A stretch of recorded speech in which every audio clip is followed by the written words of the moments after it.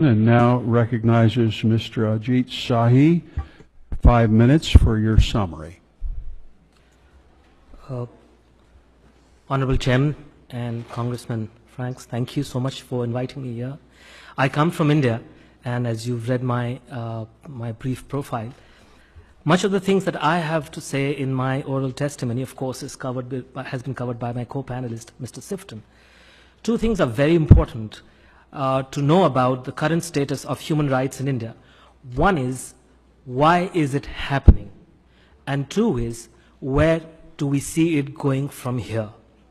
The first part, Mr. Sifton, towards the end of his oral testimony, he hinted at it. And he said, we should recognize that Mr. Modi's BJP party is an actor. I would like to make a small amendment to that, and I would say it is the director and not just the actor. It is the producer of human rights violations in India. It is the director of human rights violations in India because it springs from an organization which is fundamentally racist, human rights, an organization that has indulged in human rights abuses and violence for nearly 90 years. This is an organization which is known better by its acronym called RSS, which is a self-avowed, self-confessed Hindu supremacist organization. And the BJP is a political wing of that organization. And Mr. Modi is not only the best-known leader of that organization, he is also the Prime Minister of India, coming from the BJP, which is the political heir, the political wing of the RSS, which part of its documentation, part of its core principles is to turn India into a Hindu nation where non-Hindus, who are about 20% of India's population of 1.3 billion, the non-Hindus such as Muslims and Christians, as well as Sikhs, they do not have any rights, or they have far fewer civil and political rights than Hindus have. That is a stated goal of the RSS, and that is how it has been since 1925 when this organization was set up. This organization was one of the people who was the main assassin of Mahatma Gandhi in 1948. There has been lingering doubts about his involvement with this organization, even though this organization has consistently denied it. The fact is that he worked very closely with members of this organization back in the 1930s and the 40s before he went on to assassinate Mahatma Gandhi, who upheld the principles of secularism and India being a diverse country, as Congressman Trent Franks noted.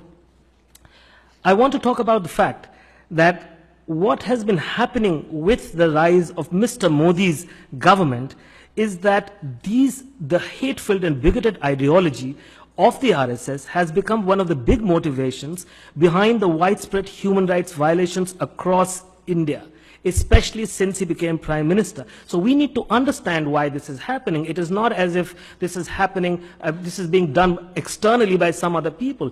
It is being carried out by people who are connected with the government of the day, and therefore who will have the courage or the conviction of that courage to carry out any kind of counter, presenting a counter to such activities.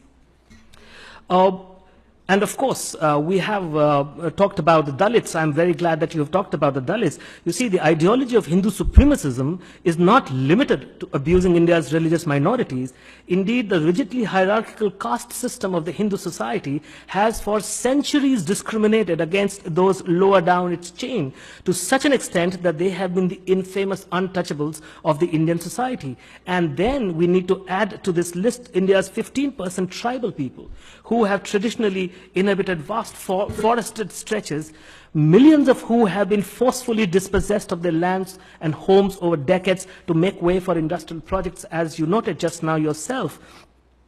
And that is why, as a result, thousands of them have been fighting back, in my view, and the view of many of us, in a misplaced fight back. But nonetheless, there is an armed insurgency raging through the central Indian forests today as we speak here.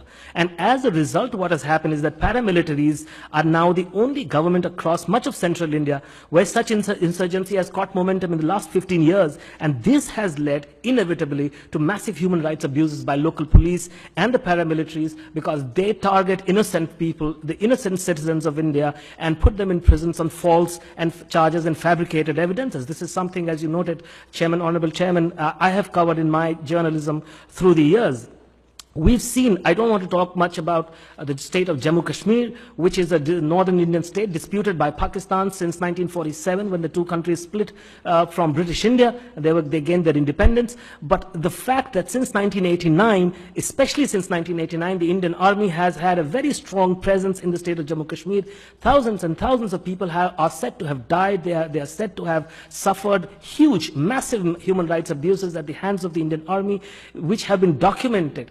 There have been, you talked about the northeastern states of India. There's a law since 1958 on the statute of the Indian Constitution, the same Indian Constitution that guarantees equality before law. There's been a statute in the Indian Constitution which says that armed forces have special powers over certain regions of the country. And for the last 50 years, under those special powers, they have had complete and total impunity from all the crimes that they have committed against the local people there. Just 2 days ago, and I have mentioned that in my written testimony, just 2 days ago, the current chief of the Army's Eastern Command Wing, which is under which that region comes, he clearly said there is no problem. There's no problem with that Armed Forces Special Power Act.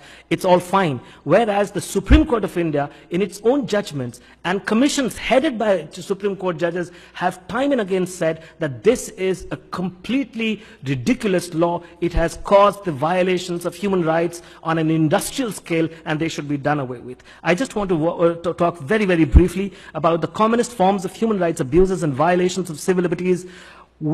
How do they manifest? One of the forms is extrajudicial killing. It might really come as a surprise to this commission that on an average 6 people a day are killed in extrajudicial manners in India, in prisons or in the custody of the police.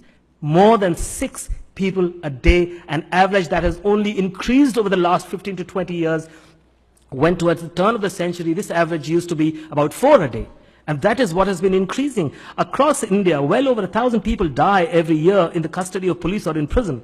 Another way of putting them away has come to be known as quote-unquote encounter killing, whereby the police claim they shot the victim dead in self-defense after the latter had attacked them. Even this practice, the Supreme Court has come down very heavily against this. And we talked about, Congressman Trent Franks talked about the situation in Mr. Modi's Gujarat state where he was the chief minister.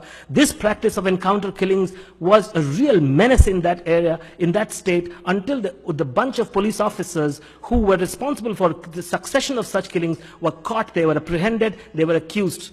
And I just want to complete now, just one last point I want to make, Congressman, is that a lot of innocent human beings, citizens of India, Muslims as well as Dalits and tribals, are accused falsely of terror cases, of sedition charges. They're put away in prison and they are freed. They are acquitted of those charges, but only after they have spent 10 or 20 or in some cases even 25 years in prison without once being bailed. So this is a very serious situation. I think it is important to know. The very last point, 1 year from now, I'm really worried that there are elections in India's largest state, a state known as Uttar Pradesh, which has about 200 million people as its population, 200 million. That's almost 2/3 the entire population of the United States. This is a state where there was major sectarian violence with very well-documented involvement of the BJP's people back in 2013, just before Mr. Modi became Prime Minister. And there is a big fear that ahead of those state legislative elections, there might be attempts by such people to revive those kinds of hatred and bigotry and apprehend that there might be violence again in that state. Thank you. Thank you so much, sir.